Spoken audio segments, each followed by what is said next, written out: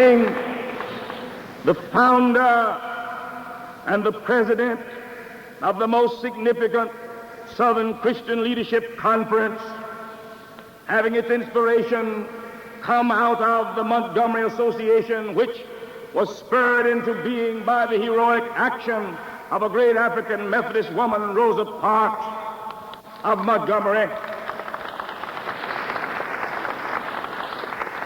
We come presenting a great American. And as we present him, we list the fact that it's generally known that he is a PhD. He has a PhD degree from Boston University in the field of systematic theology, that he has joined many of us who sit here tonight in witnessing by going to jail and certainly by sending his famous letter from the Birmingham jail. We present a man with a dream similar to that of the ancient prophets given in a new setting, which stated that every mountain shall be level and every valley shall be exalted. We come presenting a great civil rights leader. But what's perhaps more important is that he is identified with the average man, the man of the mill, the man of the valley, the man of the hill, the man at the throttle, the man at the plow, the man with the fruit of his toil on his brow. We present to you at this time a great leader, Martin Luther King. Let us receive him.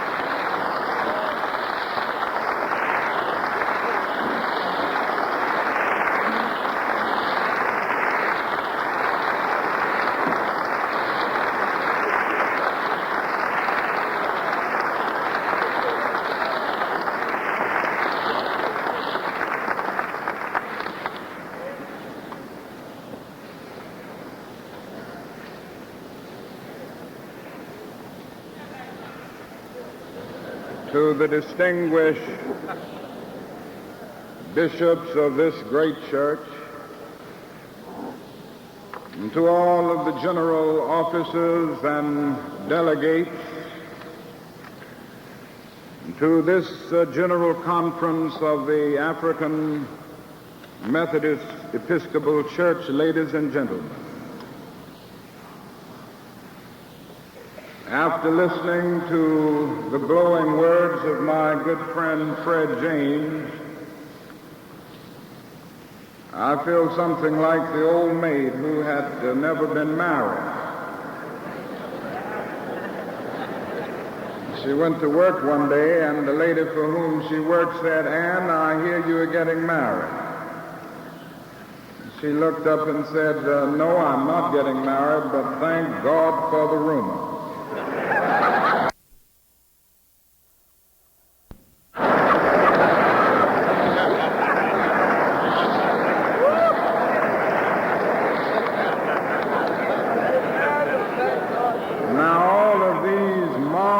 Things that he has said about me can't be true, but thank God for the rumor.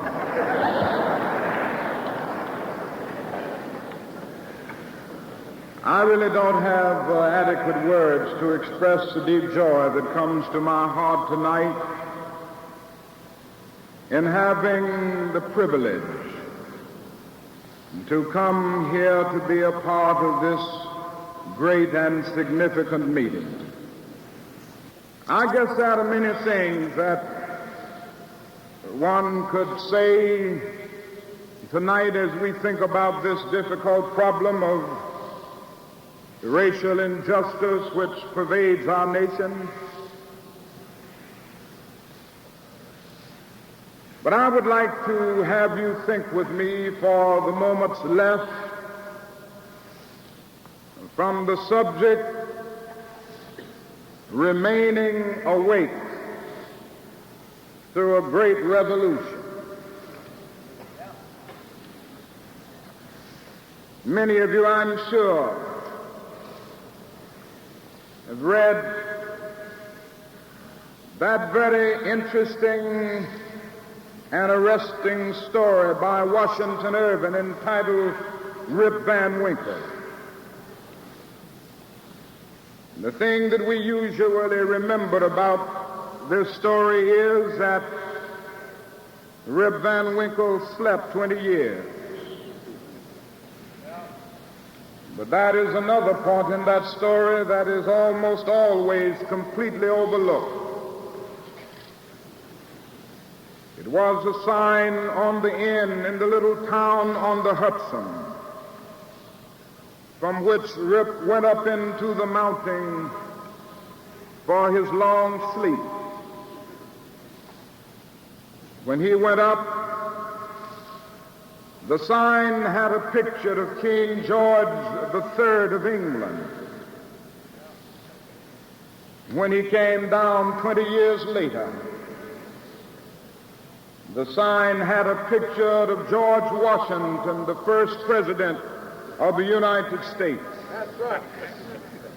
And when Rip Van Winkle looked up at the picture of George Washington, he was amazed. He knew not who he was. And this reveals to us that the most striking thing about the story of Rip Van Winkle is not merely that he slept 20 years, but that he slept through a revolution. While he was peacefully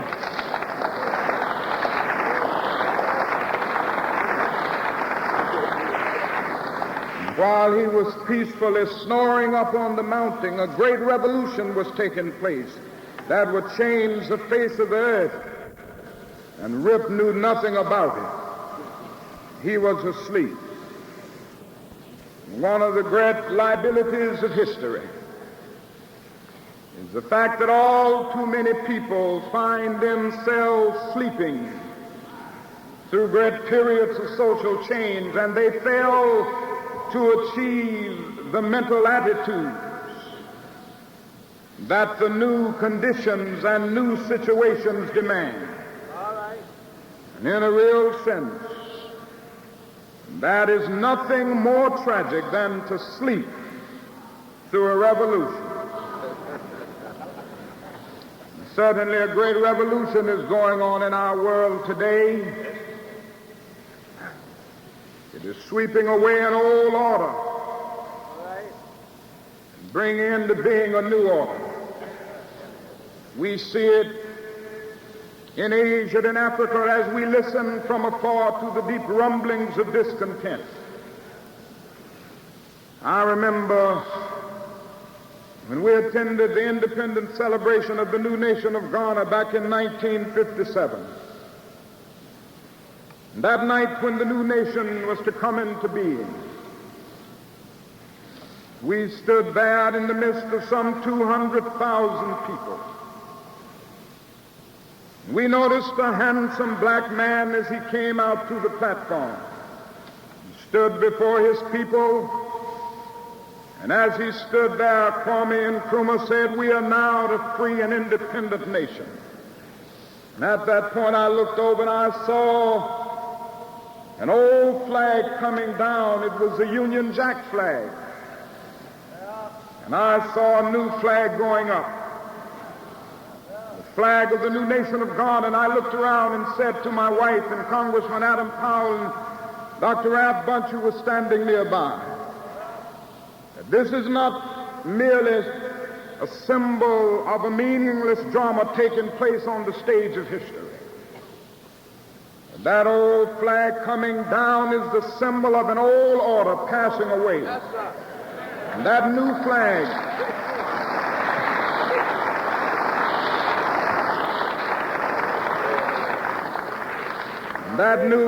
going up is a symbol of a new age coming into being. And since that dark night in March of 1957, some 27 new independent countries have come into being in Africa.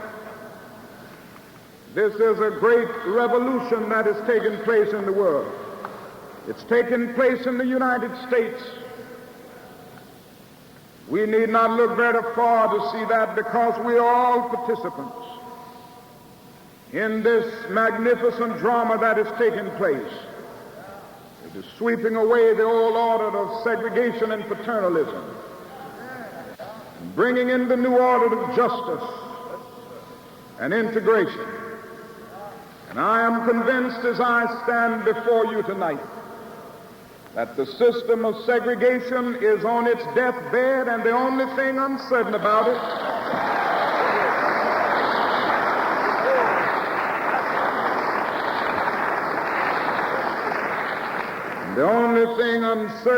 it is how costly the segregationists will make the funeral.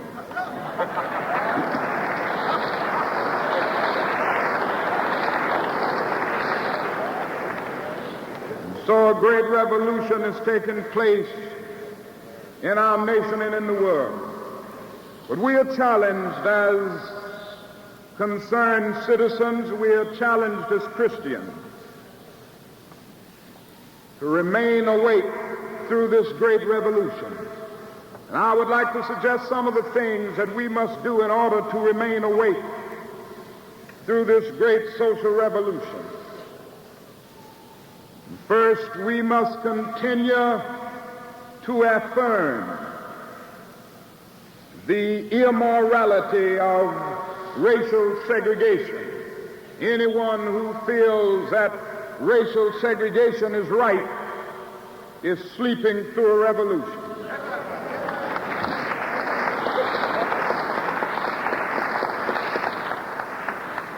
Somehow we must come to see that integration is more than something that's taken place in a sort of sociological changing sense.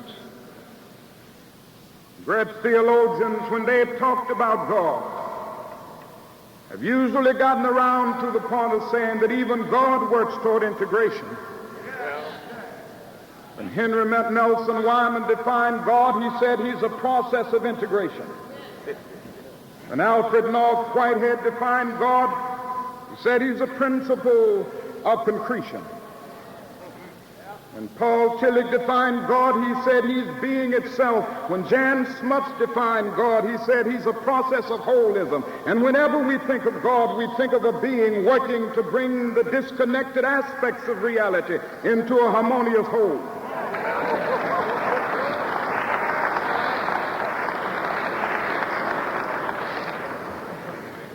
One great theologian has said that sin is separation.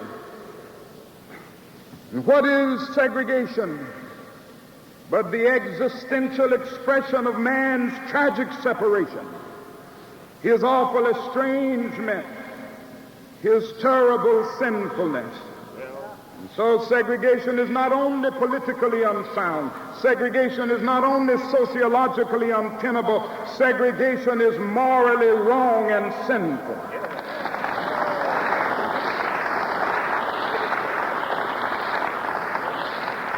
Segregation is wrong, to use the words of the great Jewish philosopher Martin Buber, because it substitutes an I-it relationship for the I-thou relationship. Segregation is wrong because it is nothing but a new form of slavery covered up with certain niceties of complexity.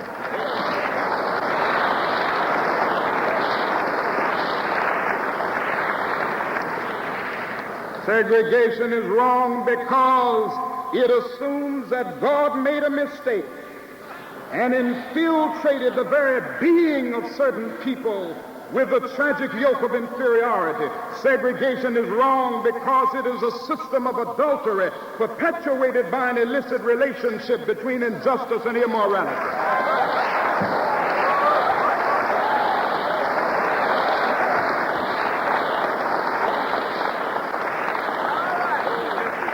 And so all over this land, all over this nation, we must make it clear that we will no longer sell our birthright of freedom for a mess of segregated parties. We must make it clear. We must make it clear that we are through with segregation now, henceforth, and forevermore.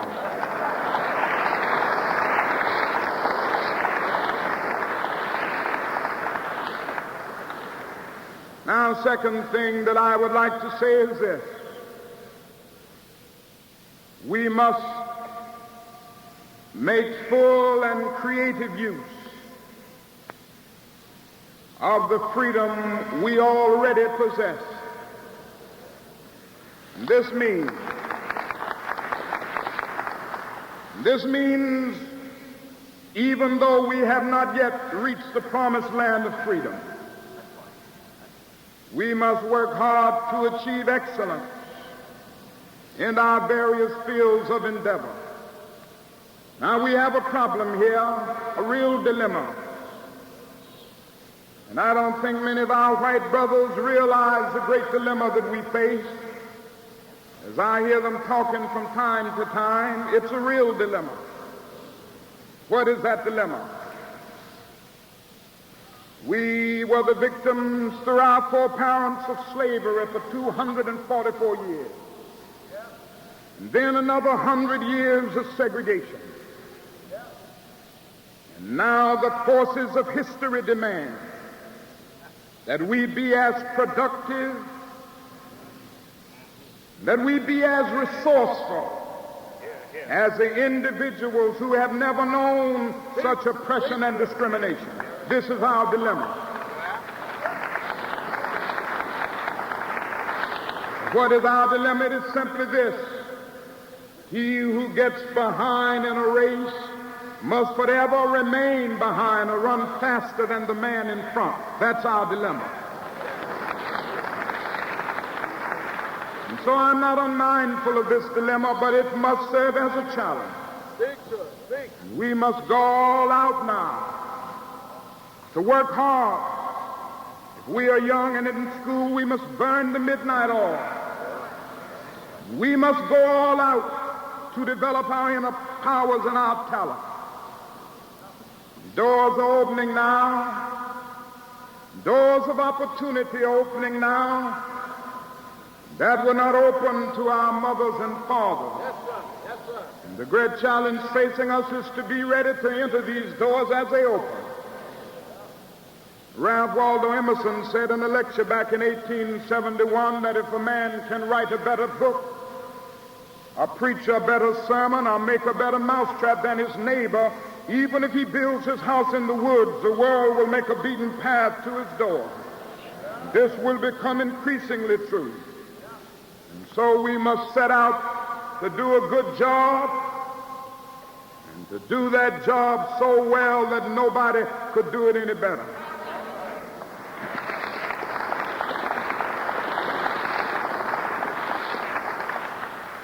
We must not set out merely to do a good Negro job. Anybody that sets out to do that is sleeping through a revolution.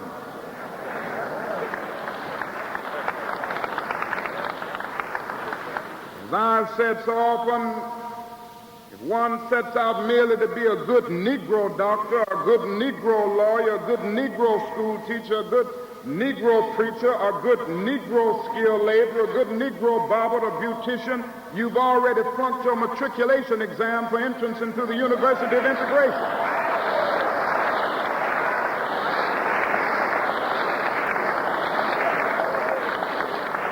We must set out to do a good job and do that job so well that the living, the dead, or the unborn couldn't do it any better.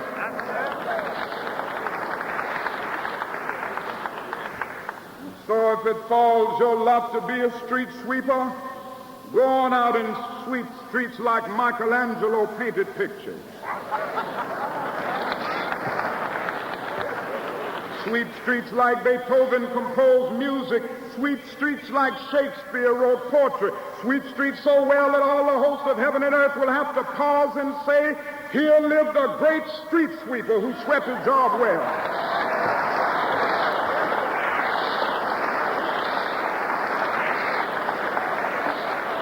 Yes, if you can't be a pine on the top of the hill, be a scrub in the valley. Go ahead. But be the best little scrub on the side of the reel. Be a bush if you can't be a tree. If you can't be a highway, just be a trail. If you can't be the sun, be a star. It isn't by size that you win or you fail. Be the best of whatever you are.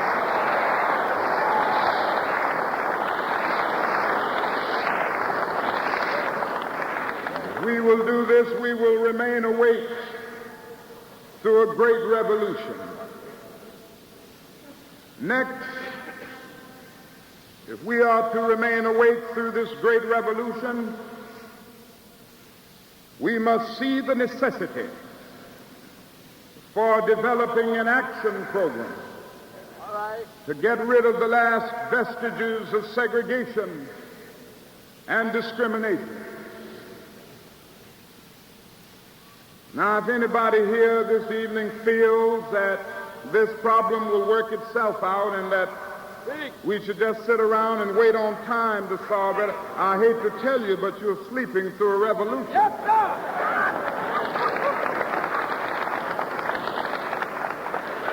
Go ahead. Some people sincerely believe that. I must say to you tonight, my friend, that history is the long and sometimes tragic story of the fact that privileged groups never give up their privileges voluntarily and without strong resistance. Yes, sir. History is the long and tragic story of the fact that groups rarely do this. Sometimes individuals see the moral light and decide to change and pull their brother along with them. But Reinhold Niebuhr has reminded us in his book, Moral Man and Immoral Society, that groups are a little more immoral and naughty than individuals. We've got to come to see that freedom is never voluntarily given by the oppressor. It must be demanded by the oppressed.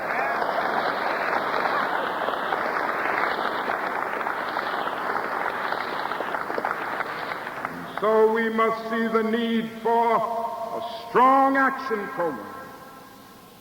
We must continue to engage in protest activities. We must continue to seek to gain the ballot in large numbers, for I'm still convinced that one of the most significant steps that the Negro can take at this hour is that short walk to the voting booth.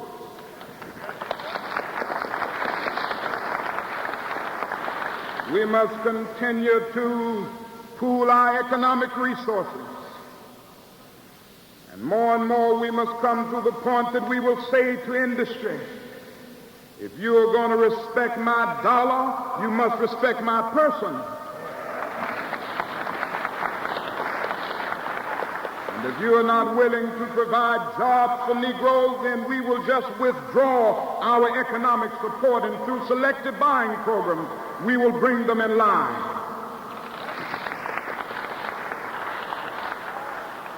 We must continue to work through the courts.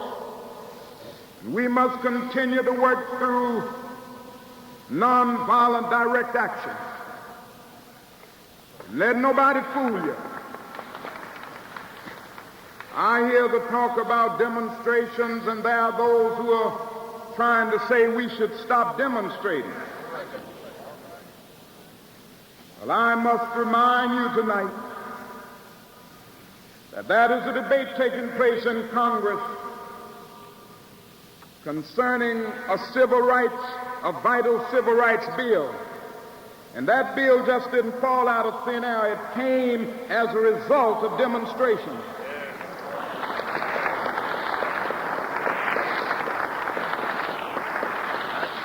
I would remind you that segregation has about ended in public transportation in all but a few communities in some Mississippi places in Alabama, but on the whole in public transportation we have almost total integration. But I would remind you that this came as a result of demonstration.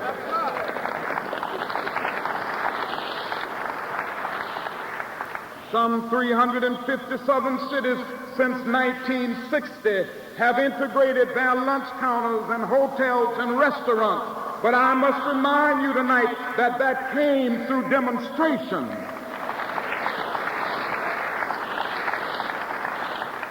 And so it is so often to bring these issues to the surface and bring them out into the open where everybody can see them through demonstrations. And so all of these methods are necessary. As we work on in the days ahead, we must develop an action program.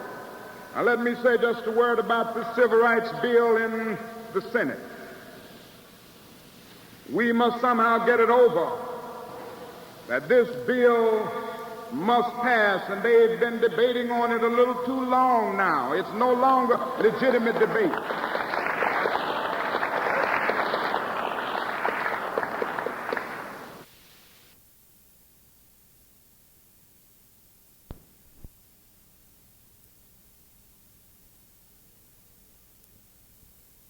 I heard one of the senators saying the other day, you see, he said, we've got to analyze it and we've got to study it a little more. And we are tired of studies now. You know, you can get bogged down in the paralysis of analysis. And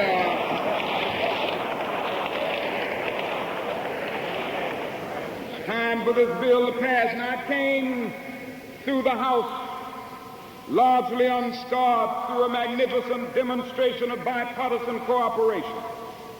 Now that bill is in the Senate, and the rules in the Senate are different. That is Rule 22, which for years has served as the legislative incinerator that has burned to ashes every significant move towards civil rights legislation.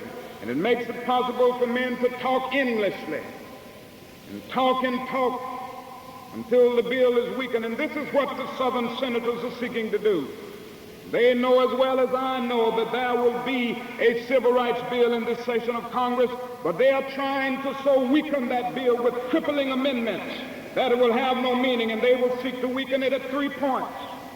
The section dealing with ending segregation in public accommodation. The section dealing with cutting off federal funds in federally assisted projects which practice discrimination, and the section dealing with equal employment opportunity. But I say to you tonight that I'm convinced that these three sections are so important to that bill that I would rather see no civil rights bill at all than a bill without these three sections.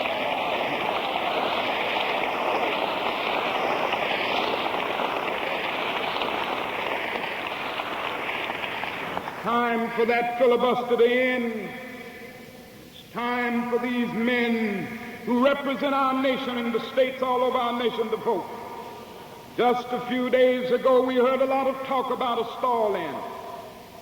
And many of us felt that that stall-in shouldn't have taken place. We felt that it would have been a tactical error for it to take place. And we made that publicly clear. And so it was fortunate that the stall-in didn't take place at the World's Fair in New York. But what I was concerned about, and what started bothering me a great deal, was the fact that so many editorial writers and public officials were condemning the stall-in and not condemning the conditions that made it cause the people to feel that they had to engage in such drastic civil disobedience. They overlooked the fact that at this present time, that is a stall-in taking place in the United States Senate. And if these persons are as vigorous in condemning the stall-in the Senate as they were in condemning the stall-in at the World's Fair, we will have a civil rights bill in the next few days.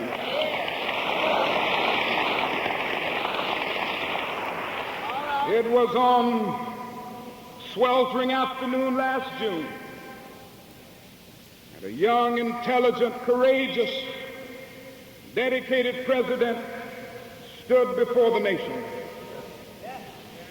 He said in eloquent terms, the issue which we face in civil rights is not merely a political issue. It is at bottom a moral issue. And he went on to say it is as old as the Scriptures and as modern as the Constitution. It is a question of whether we will treat our Negro brothers as we ourselves would like to be treated. Since that day in June, our nation has known a dark day and a dreary night. That same young man was cut down by an assassin's bullet on Elm Street in Dallas, Texas. I think the greatest tribute that America can pay the late John Fitzgerald Kennedy is to see that that civil rights bill is passed without being watered down at any point.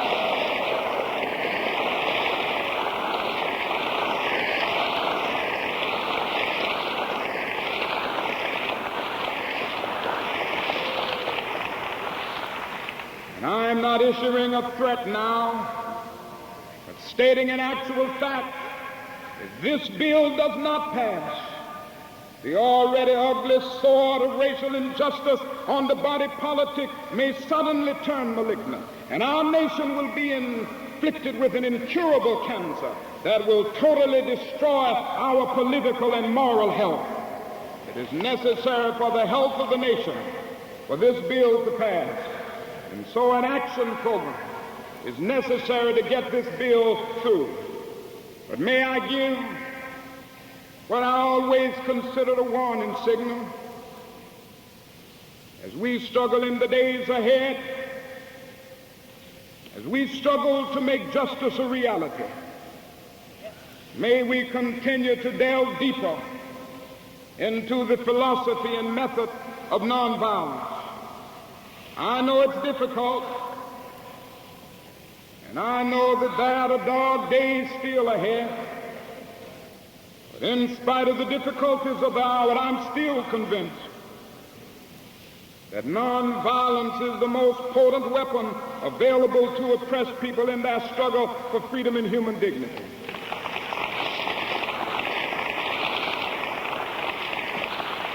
If the Negro succumbs to the temptation of using violence in his struggle, unborn generations will be the recipients of a long and desolate night of bitterness. And our chief legacy to the future will be an endless reign of meaningless chaos. And may I also say that we must not make this a hate campaign.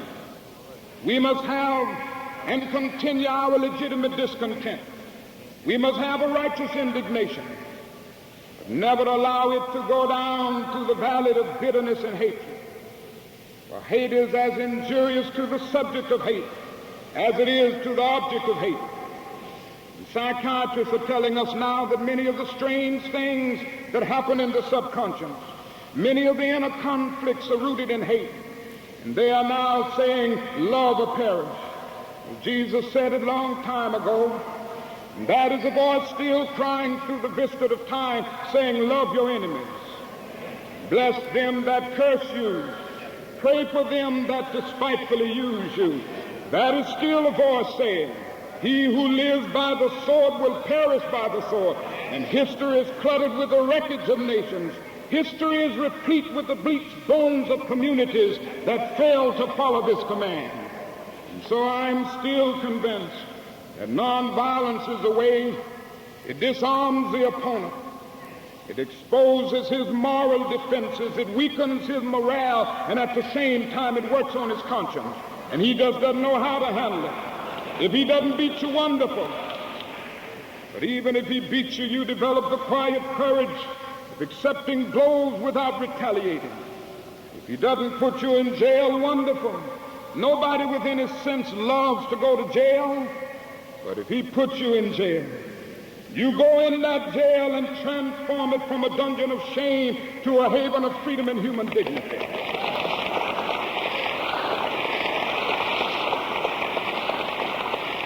Even if he tries to kill you, you develop the inner conviction that there are some things so dear, some things so precious, some things so eternally true that they're worth dying for. And if a man had not discovered something that he would die for, he isn't fit to live.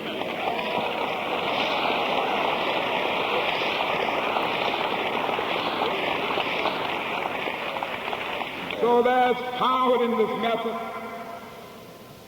I've seen it so often along with my great friend and associate, this great leader, Fred Shuttlesworth, who's here on the platform tonight.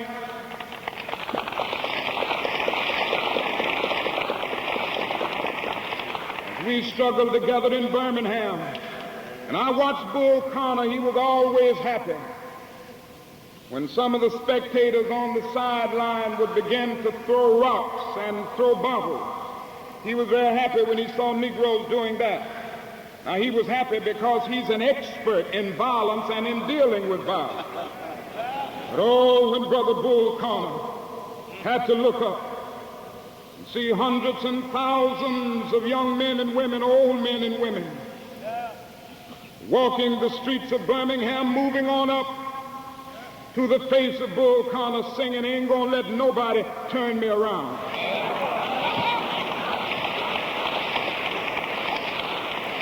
And then when he ordered his men to use all of their rough methods to throw them into paddy wagons, and he had to notice them going into paddy wagons with humble smiles on their faces, singing, "Woke up this morning with my mind stayed on freedom."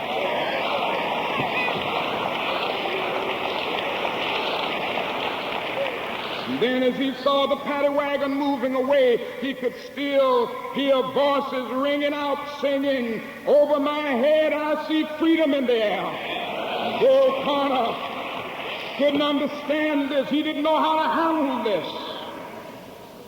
Because of this, that community, which said that it would never integrate its lunch counters in many of its facilities, has to face integration at its lunch counters today and in many other facilities. There's power in this method. And so if we go this way, we can truly be God's children, and we can help America save her soul. Maybe God has called us here for this hour, not merely to free ourselves, but to free all of our white brothers and save the soul of this nation. And we can't save it through hate. We can't save it through violence. And if we will take this power of nonviolence, we will go into the new age which is emerging with the right attitude. We will not ever allow this struggle to become so polarized that it becomes a struggle between black men and white men.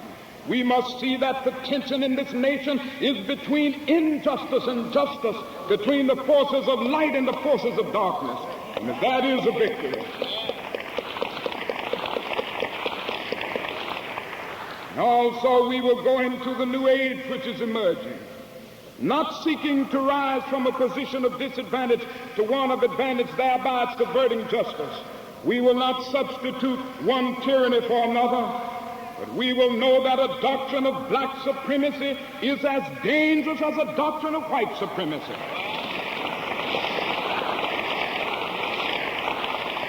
We will know that God is not interested merely in the freedom of black men and brown men and yellow men, but God is interested in the freedom of the whole human race and the creation of a society where all men will live together as brothers and every man will respect the dignity and worth of human personality. And so if we will do this, we will remain awake through a great revolution.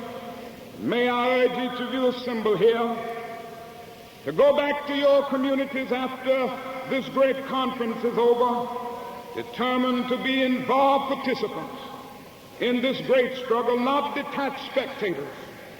We need everybody. We need all of you. Yes. And I would urge every clergyman to take it seriously.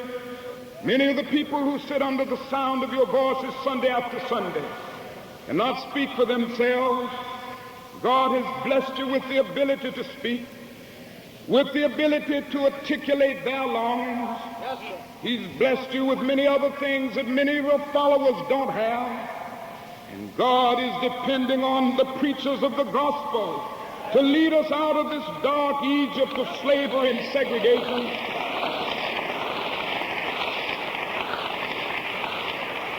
If we will do this, we will bring into being that better day. And I know some of us wonder how long it will take. We began to cry within, how long will prejudice blind the visions of men, and darken their understanding, and drive bright-eyed wisdom from her sacred throne? Somebody here tonight is asking a question. When will wounded justice, lying prostrate on the streets of our cities, be lifted from this dust of shame to reign supreme among the children of men? Somebody's asking tonight. When will the radiant star of hope be plunged against the nocturnal bosom of this lonely night? Plucked from weary souls the chains of death and the manacles of fear. How long will justice be crucified and truth bear it?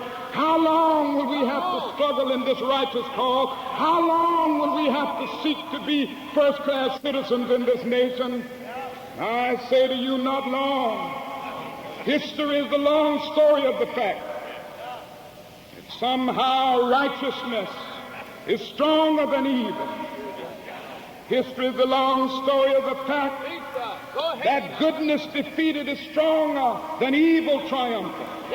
History is the story of the fact that there is something in this universe that Greek mythology called the goddess of Nemesis.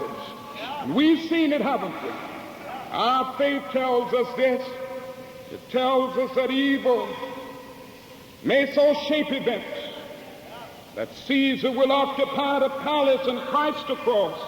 But one day, that same Christ will rise up and split history into AD and BC so that even the life of Caesar must be dated by his name. It tells us something.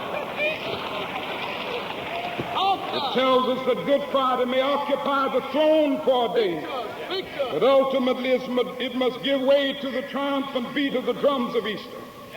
And so tonight I have faith in the future. We are going to win our victory for freedom. We are going to win because in this struggle we have cosmic companionship.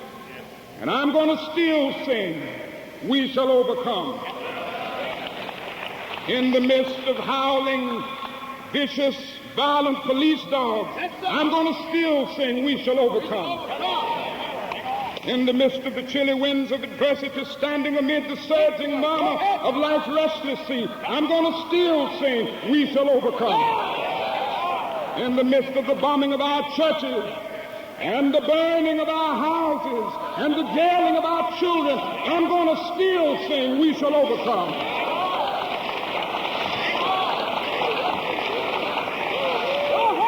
In the midst of hooded perpetrators of violence coming into our communities, dragging us out on some wayside road, beating us and leaving us half dead, I'm going to still sing, "We shall overcome." And I'll tell you why I'm going to sing it and why I believe it. Because the arc of the moral universe is long, but it bends toward justice. I'm going to sing it and I believe it because Carlyle is right. No lie can live forever. I believe it because William Cullen Bryant is right. Truth crushed earth will rise again. I'm going to sing it because James Russell Lowell is right. Truth forever on the scaffold, wrong forever on the throne, yet that scaffold sways the future. And behind the dim unknown standeth God within the shadow, keeping watch above his own. I'm going to sing it because the Bible is right. You shall reap what you sow. And with this faith,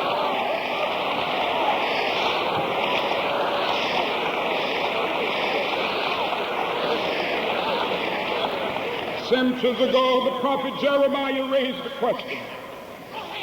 He looked out and noticed the inequalities of life. He noticed the good people so often suffering. And he noticed the wicked prospering. He cried out, "Is there no balm in Gilead?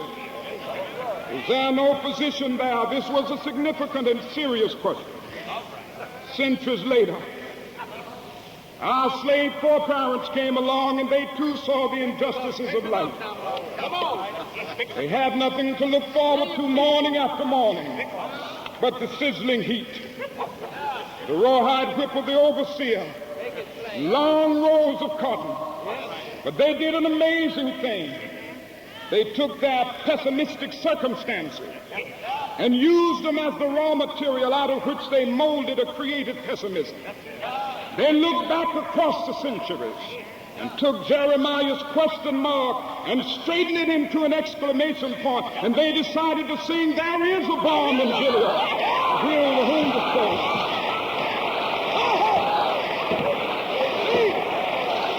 There is a balm in Gilead to heal the sin-sick soul. And I know sometimes I see so many of you that I know from Mississippi and Alabama and Louisiana and Georgia and other states. And I know so often as we struggle, we feel discouraged. So often we are frustrated in the midst of this and wonder how the whole thing will come out. But somehow we gain a new faith. We begin to cry. Sometimes I feel discouraged and feel my works in vain. But then the Holy Spirit revives my soul again. There is a balm in Gilead to make the wound whole.